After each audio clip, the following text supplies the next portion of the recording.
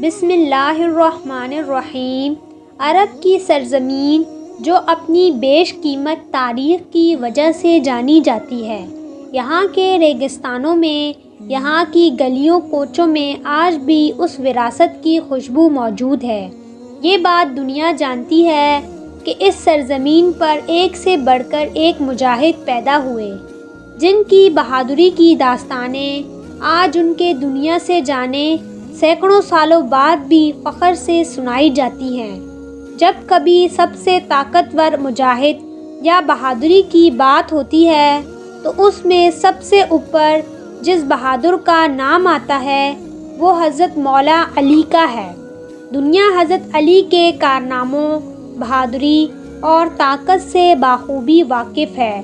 چاہے جنگ خیبر میں یہودیوں کے سب سے طاقتور پہلوان مرہب کو بچھاڑنا ہو یا خیبر کے دروازے کو اپنے بازوؤں سے اکھاڑنا ہو، یہ سب حضرت علی رضی اللہ تعالی عنہ کی طاقت کا ایک چھوٹا سا حصہ ہے۔ اس کے علاوہ وہ جنگ خندق میں عمر بن وط جو کہ ہزاروں کے لشکر سے اکیلا جنگ لڑا کرتا تھا اور اس پر کفار اور مشرک بڑا فخر کیا کرتے تھے، اور جس نے جنگ خندق میں مسلمانوں کو للکار کر کہا تھا کہ ہے کوئی ایسا بہادر جو میرا سامنا کر سکے۔ عمر بن عبد الود کا خوف اتنا تھا کہ بار بار للکارنے کے بعد بھی کسی میں اس کا سامنا کرنے کی جرت نہ تھی۔ تب وہ حضرت علی رضی اللہ تعالی عنہ ہی تھے جنہوں نے نہ صرف عمر سے مقابلہ کیا بلکہ صرف ایک ہی وار میں اس کو اس کے انجام تک پہنچا دیا۔ حضرت علی رضی اللہ تعالی عنہ نے اپنی زندگی میں درجنوں جنگیں لڑی، جس میں بدر، خندق، خیبر وہ اہم جنگیں تھیں جس میں حضرت علی نے دشمنوں کے لشکر میں تباہی مچا کر رکھ دی اور مسلمانوں کو یک طرفہ جیت دلائی۔ حضرت علی رضی اللہ تعالی عنہ کے متعلق کہا جاتا ہے کہ ان کو فرق نہیں پڑتا تھا کہ ان کے سامنے کتنا بڑا لشکر یا فوج ہے، وہ ان لشکر پر شیر کی طرح حملہ کرتے تھے۔ اس لیے اللہ کے نبی نے انہیں شیر خدا کے لقب سے نوازا۔ اسلام کے وہ لیڈر جن کے بیٹے امام حسین علیہ السلام نے کربلا میں بھوکا پیاسا رہ کر لوگوں کو یہ بتایا کہ اصل میں جہاد کس طرح کیا جاتا ہے۔ امام علی وہ شخصیت ہیں جن کی شادی پیارے نبی صلی اللہ علیہ وسلم کی بیٹی بی بی فاطمہ الزہرا سے ہوئی۔ حضرت علی کو پیارے نبی صلی اللہ علیہ وسلم نے دنیا اور آخرت میں اپنا بھائی اور نفس رسول کا خطاب دیا۔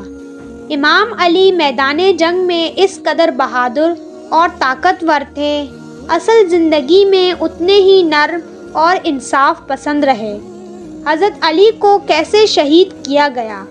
حضرت علی رضی اللہ تعالی عنہ کو قتل کرنے والے ملعون کا نام عبد الرحمن ابن ملجم تھا۔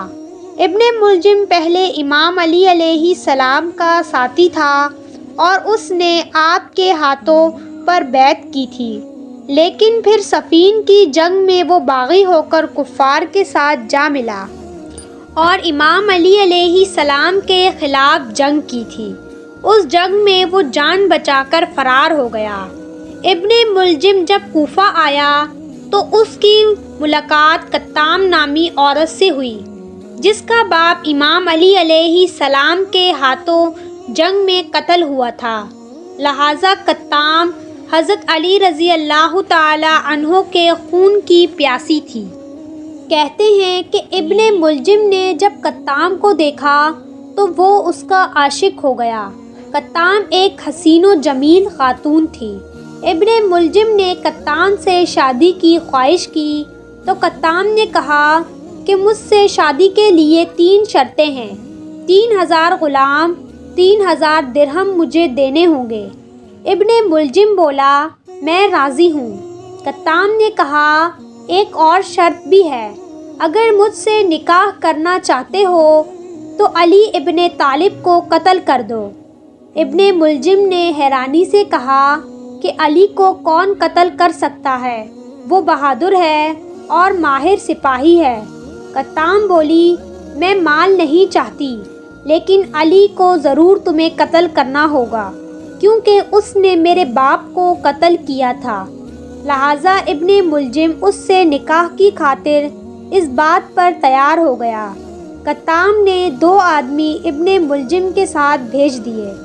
19 رمضان المبارک کی صبح ابن ملجم مسجد میں جا پہنچا۔ اس نے ایک کپڑے میں زہر آلود تلوار کو چھپا لیا تاکہ موقع ملتے ہی امام علی علیہ السلام پر وار کر سکے۔ ابن ملجم وہ شخص ہے جس کے متعلق پیارے نبی صلی اللہ علیہ وسلم نے پہلے ہی پیشن گوئی کر دی تھی۔ پیارے نبی صلی اللہ علیہ وسلم نے فرمایا، گزشتہ امتوں میں بدبخت ترین شخص وہ تھا جس نے صالح علیہ السلام کی اونٹنی کو مارا تھا۔ آخری امت میں بدبخت ترین شخص وہ ہوگا جو علی کی داڑھی کو خون سے رنگ دے گا۔ 19 رمضان المبارک کی رات آپ اپنی بیٹی ام کلثوم کے گھر پر مہمان تھے۔ افطاری کے بعد نماز میں مشغول ہو گئے۔ امام علی علیہ السلام ساری رات بیدار رہے اور عبادت میں مشغول رہے۔ رات ڈھلی تو امام علی علیہ السلام فجر کی نماز کی ادائیگی کے لیے گھر سے نکلے۔ امام علی کوفہ کی مسجد میں داخل ہوئے اور لوگوں کو نماز کے لیے جگایا۔ اس وقت ابن ملجم مسجد میں الٹا سویا ہوا تھا۔ امام علی نے اسے بھی جگایا اور فرمایا، اللہ کے گھر میں اس طرح نہ سو، اٹھ اور نماز ادا کر۔